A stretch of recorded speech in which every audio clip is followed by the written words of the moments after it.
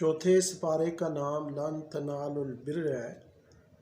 یہ پارہ 14 رکوع اور ایک آیت پر مشتمل ہے۔ پہلے 11 رکوع سورہ آل عمران میں اور آخری 3 رکوع اور ایک آیت سورۃ النساء میں آتی ہیں۔ پہلے رکوع میں اللہ رب العزت نے نیکی کا کمال، کعبے کی مرکزی حیثیت اور حج کی فرضیت کا حکم دیا ہے۔ نیکی کا کمال، لن تنالوا البر حتی تنفقوا مما تحبون۔ اعلیٰ ترین نیکی اپنی محبوب ترین چیز اللہ کے نام پر خرچ کرنا ہے۔ اور پھر کعبے کی مرکزی حیثیت کو بیان کیا، فرمایا ان اول بیت وضع للناس للذی ببکۃ مبارکا وہدی للعالمین۔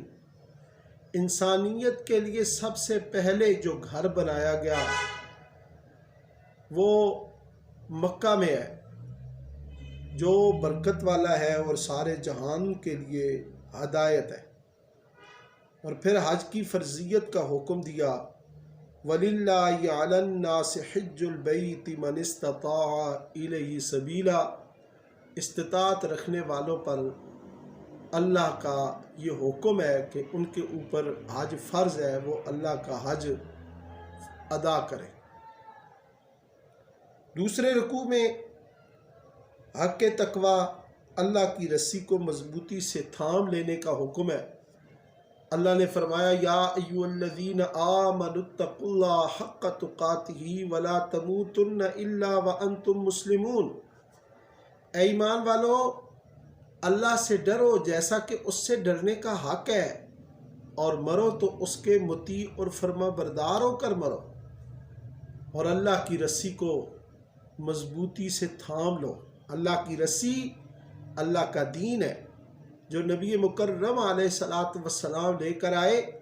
اللہ کے دین کو اللہ کے حبیب، اللہ کے نبی کی اتباع میں اپنی زندگیوں کے ہر عمل پر نافذ کرو، اور جدائیاں پیدا نہ کرو۔ جدائیوں سے تمہاری طاقت ٹوٹ جائے گی، دشمن مضبوط ہوگا اور تمہیں کچل دے گا۔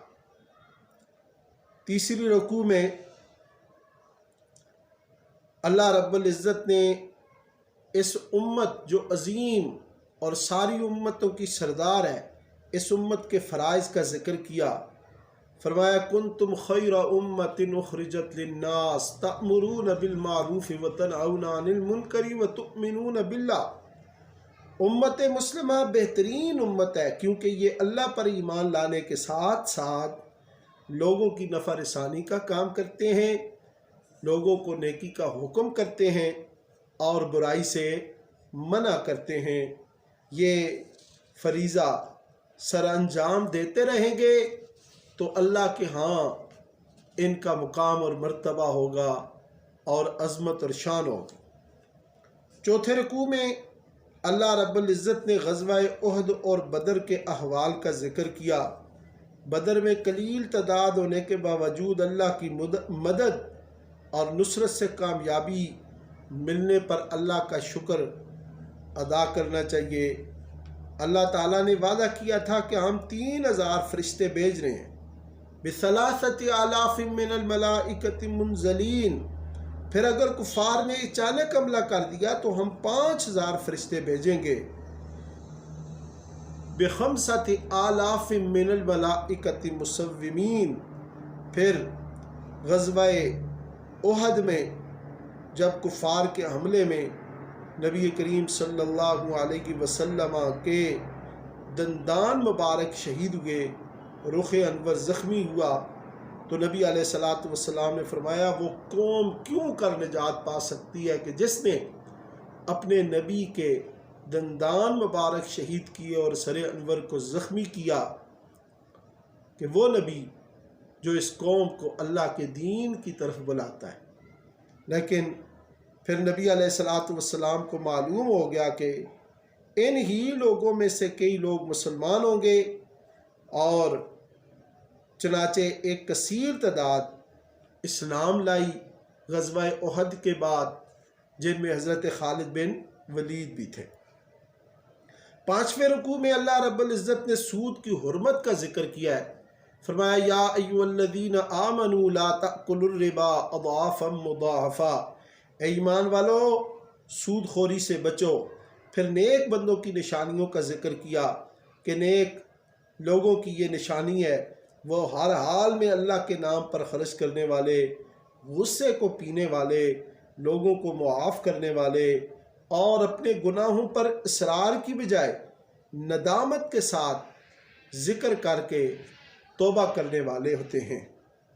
6 رکوع میں اللہ رب العزت نے وصال نبی صلی اللہ علیہ وسلم کی خبر اور ہر حال میں ایمان پر قائم رہنے کی تلقین فرمائی۔ فرمایا وما محمد الا رسول قد خلت من قبلہ الرسل، فرمایا اگر حضور صلی اللہ علیہ وسلم دنیا سے تشریف لے جائیں تو کیا تم دین چھوڑ دو گے؟ اگر خدا نہ خواستہ تم ایسا کرو گے تو اس سے اللہ کا کیا نقصان ہوگا؟ نقصان تو تمہارا اپنا ہی ہوگا۔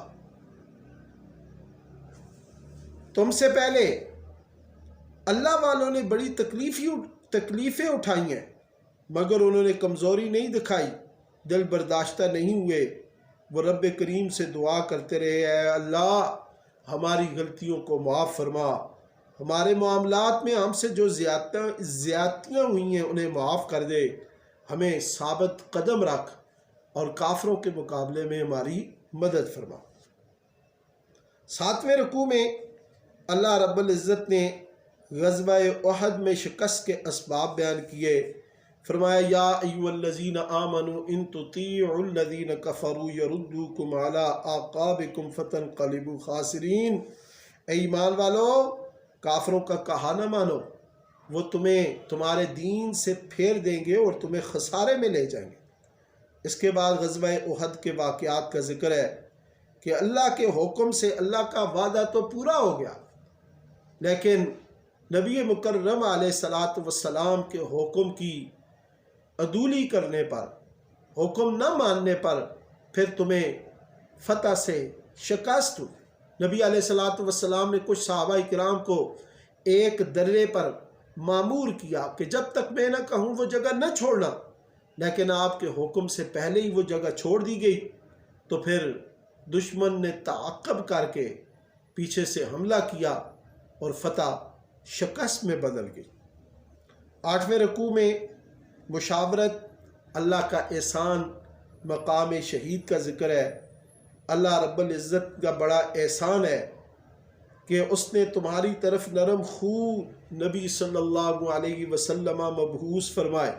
فَبِمَا رَحْمَةٍ مِّنَ اللَّهِ لِنتَ لَهُمْ، وہ سخت مزاج نہیں ہیں، اور حضور صلی اللہ علیہ وسلم کو اللہ نے حکم دیا آپ ان کے قصور معاف کریں اور آپ ان سے مشورہ کر لیا کریں، اور کسی بات کا بھی آپ عزم کر لیں تو اللہ پر بھروسہ کر کے اس پہ عمل کر لیں۔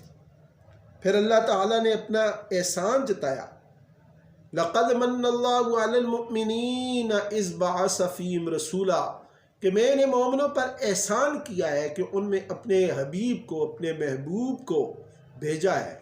بھلا کوئی اپنے محبوب کو، اپنے حبیب کو کسی کو دیتا ہے؟ یہ اللہ کا احسان ہے کہ اس نے ہمیں اپنا حبیب، اپنے پیارے نبی کریم صلی اللہ علیہ وسلم عطا کیے۔ اس پر ہم اللہ کا جتنا شکر ادا کریں وہ کم ہے۔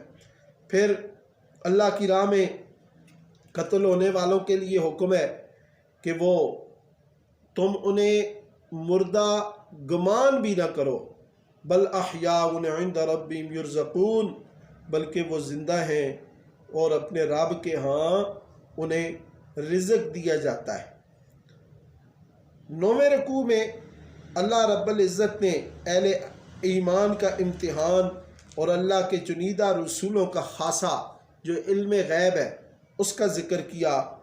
جن مسلمانوں نے اللہ اور اس کے رسول کے حکم پر لبیک کہا، اس کے باوجود کہ وہ زخموں سے چور چور تھے، ان کے لیے اللہ تعالیٰ کی طرف سے بڑا اجر ہے۔ انہیں کفار کے لشکروں سے ڈرایا گیا کہ ان کی بہت بڑی جمعیت ہے، سامان حرب ہے، ان کا بہت بڑا لشکر ہے، لیکن اللہ کے نبی کے ان یاروں، ان صحابہ نے کہا فلا تخشوہم، ہم ان سے نہیں ڈرتے۔ جب ان کو ڈرایا گیا تو نبی علیہ السلام کے صحابہ کے ایمان میں مزید اضافہ ہوا، فزادہم ایمانا، ایمان میں اضافہ ہوا۔ وقالوا حسبنا اللہ ونعم الوکیل، اور انہوں نے کہا ہمارے لیے اللہ ہی کافی ہے اور وہ بہترین کارساز ہے۔ پھر اللہ رب العزت نے فرمایا وما کان اللہ لیطلعکم علی الغیب ولکن اللہ یجتبی من رسلہ من یشاء، اللہ کی شان یہ ہے کہ وہ ہر کسی کو غیب پر مطلع نہیں کرتا، لیکن اللہ تعالیٰ چن لیتا ہے اپنے رسولوں سے جسے چاہتا ہے، اسے غیب پر مطلع کرتا ہے۔ یہاں پہ انبیاء علیہ السلام کے غیب پر مطلع ہونے کی دلیل ہے۔ 10ویں رکوع میں حضرت صدیق اکبر کی ایمانی غیرت کا ذکر ہے کہ غلبہ اسلام کے لیے مسلمان، دینی مقاصد کے لیے، غلبہ اسلام کے لیے مسلمان چندہ کرتے تھے۔ یہودیوں نے یہ اعتراض کیا نعوذ باللہ، مسلمانوں کا رب وہ جو ہے وہ فقیر ہے اور ہم مالدار ہیں، اس لیے وہ چندہ مانگ رہے۔ حضرت ابو بکر صدیق نے یہودی کی اس گستاخانہ بات پر اسے ضد و کوب کیا اور اسے جان سے مار دینے کی دھمکی دی۔ تو وہ یہ بات لے کر نبی علیہ السلام کے پاس آئے اور کہنے لگے کہ ابو بکر صدیق کو سزا دی جائے، لیکن اللہ تعالیٰ نے حضرت ابو بکر صدیق کی تائید میں یہودیوں کی مذمت کرتے ہوئے یہ گستاخانہ بات واضح کر دی۔ لَقَدْ سَمِعَ اللَّهُ قَوْلَ الَّذِينَ قَالُوا إِنَّ اللَّهَ فَقِيرٌ وَنَحْنُ أَغْنِيَاءُ، تحقیق اللہ نے ان کی بات کو سن لیا جنہوں نے یہ کہا کہ اللہ فقیر ہے اور ہم غنی ہیں۔ اللہ تو سب سے بڑا غنی ہے، وہ بے نیاز ہے اور وہ سب کو عطا کرنے والا ہے۔ حقیقت میں یہودی فقیر ہیں۔ اور پھر اہل کتاب سے عہد لیا گیا کہ وہ آسمانی کتاب کے مضامین کو وضاحت کے ساتھ لوگوں کے سامنے بیان کریں گے، کسی بات کو نہیں چھپائیں گے، مگر انہوں نے اس عہد کی پاسداری نہیں کی اور اپنے مفادات کی خاطر اللہ کی آیات میں رد و بدل کرنے کی بدترین حرکت میں یہ مبتلا ہوئے۔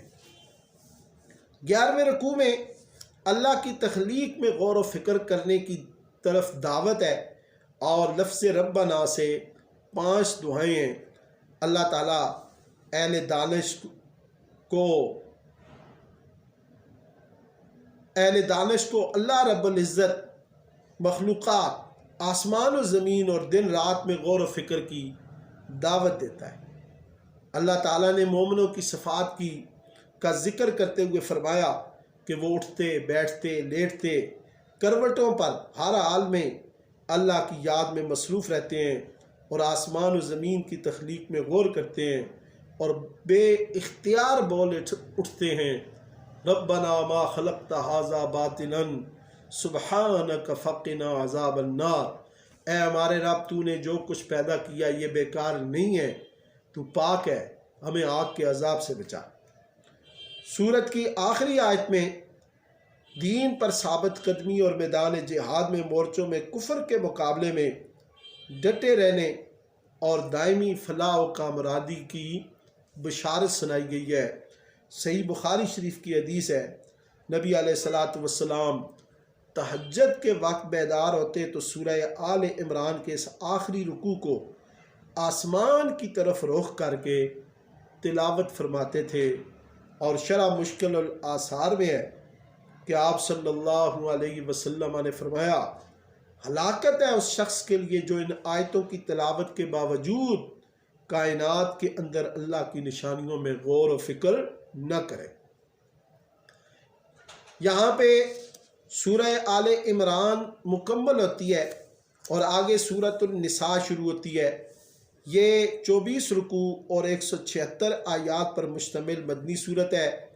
سورۃ نساء یہ امراتن کی جمع ہے، اور امرا عربی میں عورت کو کہتے ہیں۔ جو لوگ یہ اعتراض کرتے ہیں کہ اسلام عورتوں کے حقوق کی بات نہیں کرتا، انہیں یہ معلوم ہونا چاہیے کہ قرآن کریم میں ایک پوری سورت عورتوں کے متعلق ہے۔ تو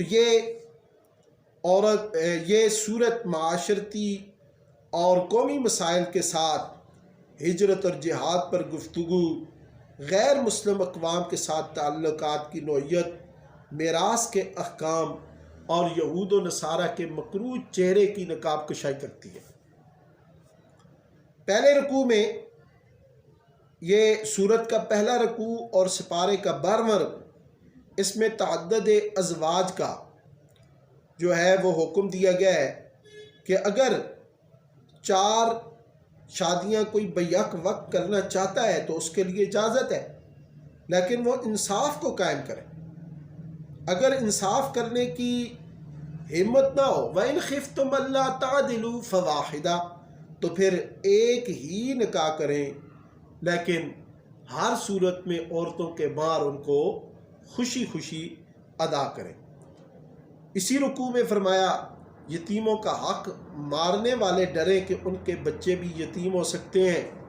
جو لوگ یتیموں کا مال ناجائز طور پر کھا رہے ہیں وہ اپنے پیٹوں میں جہنم کی آگ بھر رہے ہیں۔ ان الذین یأکلون اموال الیتامی ظلما انما یأکلون فی بطونہم نارا وسیصلون سعیرا۔ 13ویں رکوع میں اللہ رب العزت نے تقسیم میراث کے احکام کو ذکر کیا۔ فرمایا یوصیکم اللہ فی اولادکم للذکر مثل حظ الانثیین۔ شریعت اسلامیہ کا یہ حکم ہے جب کوئی شخص فوت ہو جائے، اس کی تجہیز و تکفین و تدفین کے بعد دیکھا جائے کہ اگر اس پر قرض ہے تو سب سے پہلے اس کے ترکے میں سے اس کے قرض کو ادا کیا جائے۔ پھر دیکھا جائے کہ اس کی نے کوئی وصیت کی ہے تو اس کی وصیت کو نافذ کیا جائے، اس پر عمل کیا جائے، اور پھر اس کے بعد بقیہ جو اس کا ترکہ ہے حسب احکام قرآنی اور احادیث کے مطابق اس کے وارثوں میں تقسیم کیا جائے۔ اس آیت میں، اس رکوع میں اولاد کے وارث ہونے کی 4 صورتیں بیان کی گئی ہیں۔ ایک، لڑکے بھی ہوں لڑکیاں بھی ہوں تو لڑکے کو لڑکی سے دگنا ملے گا۔ دوسرا، صرف ایک لڑکی ہو تو اس کو نصف جائیداد ملے گی۔ اگر 2 لڑکیاں ہیں یا 2 سے زیادہ لڑکیاں ہیں اور لڑکا کوئی نہیں ہے تو پھر ان لڑکیوں کو 2/3 حصہ ملے گا۔ اور والدین کے وارث بننے کی 3 مختلف صورتیں ہیں۔ ماں باپ بھی موجود ہو اور اولاد بھی موجود ہو تو اس صورت میں ماں باپ کو چھٹا حصہ ملے گا، اور بقایا 4/6 اولاد میں حسب قاعدہ تقسیم ہوگا۔ اگر صرف ماں باپ وارث ہوں، میت کی اولاد بھی نہ ہو، بہن بھائی بھی نہ ہو، تو اس صورت میں ماں کا 1/3 اور بقیہ 2/3 جو ہے وہ باپ کا ہے۔ میت کی اولاد تو نہ ہو لیکن اس کے بھائی یا بہن ہو، اس صورت میں ماں کا 1/6 اور باقی 5/6 جو حصہ ہے وہ باپ کو ملے گا۔ آیت نمبر 12 میں بیوی کی اور خامند کی وراثت تقسیم کرنے کی صورتوں کا ذکر ہے۔ بیوی کی وراثت تقسیم کرنے کی 2 صورتیں۔ اگر بیوی میں سے کوئی اولاد نہیں ہے تو خامند کو بیوی کے حصے میں سے نصف ملے گا۔ اگر اس کی اولاد ہو تو پھر خامند کو 1/4 ملے گا۔ اگر خامند کی وراثت تقسیم کی جا رہی ہے اور خامند کی کوئی اولاد نہ ہو تو پھر بیوی کو 1/4 ملے گا، اور اگر خامند کی اولاد ہے تو پھر بیوی کو 8واں حصہ یعنی 1/8 ملے گا۔ اور اسی آیت میں آخر میں کلالہ کا ذکر ہے۔ کلالہ اس مرد کو کہتے ہیں کہ جس کی نہ اولاد اور نہ والدین۔ اور یہاں پہ اخیافی کلالہ کے اخیافی بہن بھائیوں کا حصے کا ذکر ہے، اس کا ایک بہن یا بھائی ہو تو اس کے لیے جو ہے وہ چھٹا حصہ اسے ملے گا، لیکن اگر ایک سے زیادہ ہوں تو سب کو تہائی حصہ ملے گا اور سب اس میں برابر تقسیم ان پر کیا جائے گا۔ اللہ فرماتا ہے یہ اللہ کی حدیں ہیں، میری حدیں ہیں، ان پر عمل کرو گے تو جنت ملے گی، اگر ان کی نافرمانی کرو گے تو دوزخ کا رسوا کن عذاب ملے گا۔ اور 14ویں رکوع میں اللہ رب العزت نے بدکاروں کی سزا توبہ اور مار کا ذکر کیا ہے۔ توبہ ان کی قبول ہے جن سے نادانی کے باعث کوئی برا کام ہو گیا پھر انہوں نے جلد توبہ کر لی۔ جو لوگ توبہ کرنے کے لیے موت کی گھڑی کا انتظار کر رہے ہیں، غرغرے کا انتظار کر رہے ہیں، نزا کے عالم کا انتظار کر رہے ہیں، یاد رکھیں اس وقت توبہ قبول نہیں ہوگی اور نہ ہی کفر کی حالت میں مرنے والوں کی توبہ قبول ہے۔ اور پھر فرمایا کہ اگر تم عورتوں کو ڈھیروں مار میں مال دے دو تو بھی وہ واپس نہیں لے سکتے، یہ ان کا حصہ ہے۔ اور پھر اس سپارے 4تھے سپارے کی آخری آیت میں محرمات یعنی وہ عورتیں جن کے ساتھ نکاح حرام ہے ان کا ذکر ہے۔ حرمت علیکم امہاتکم و بناتکم و اخواتکم، ان رشتوں کے ساتھ نکاح حرام ہے، ماں، بیٹی، بہن، پھوپھی، خالہ، بھتیجی، بھانجی، رضائی ماں، بہن، ساس، بہو، سوتیلی بیٹی، سوتیلی ماں، اور وَأَن تَجْمَعُوا بَيْنَ الْأُخْتَيْنِ، دو سگی بہنوں کو بیک وقت نکاح میں رکھنا یہ بھی حرام ہے۔ اور ایسی منکوحہ عورت جس کا شوہر زندہ ہو اور اس نے اسے طلاق بھی نہ دی ہو اس سے بھی نکاح حرام ہے۔ ان عورتوں سے نکاح بے حیائی کا فعل ہے۔ اللہ رب العزت نے ان رشتوں کی پابندی تم پر لازم کر دی گئی ہے اور ان پر عمل تم پر لازم ہے۔